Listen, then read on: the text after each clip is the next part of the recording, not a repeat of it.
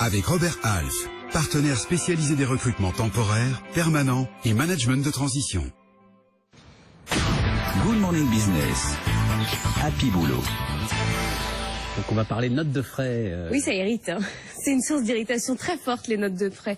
Vous étiez en déplacement, vous avez payé l'hôtel, le restaurant. Votre entreprise a l'obligation de vous rembourser vos notes de frais. Elle peut le faire de manière forfaitaire ou avec vos petites additions que vous lui montrez. Ça n'a rien à voir avec votre rémunération. On ne peut pas vous enlever les frais de votre salaire.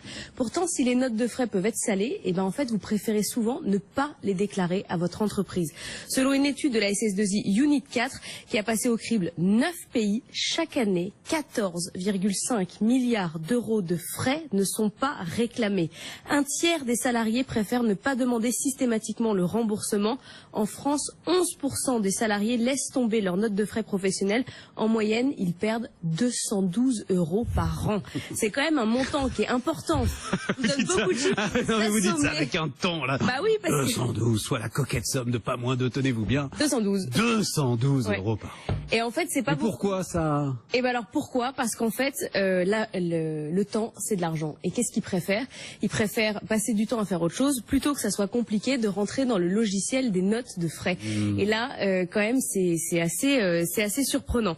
Mais il y a pas que ça. Hein. Il y a la perte des justificatifs, il y a les montants trop faibles. Vous n'avez pas envie de vous faire suer pour 5 €, 10 €, ou tout simplement l'oubli. Et le pire, c'est que cette situation, elle bénéficie pas vraiment à l'entreprise parce que 42% des employés, notamment américains, pensent que leurs employeurs profitent de la situation, qu'ils fait exprès de mettre en place des logiciels compliqués pour vous éviter, pour vous empêcher psychologiquement d'aller déclarer vos notes de frais. C'est une évidence.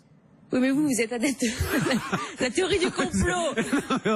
C'est un complot. Comment voulez-vous expliquer autrement la complexité ahurissante? Il faut faire de la physique nucléaire maintenant pour faire une note de frais. Ça n'a pas de sens autre que nous pousser à en déclarer le moins possible. Bah, du coup, 35% des Français expliquent que le non-remboursement des notes de frais les démotive pour l'ensemble de leur travail. Ah, ça c'est pas bien ça.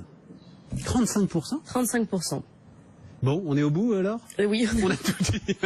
Laure Closier avec nous tous les matins. Évitez les mots.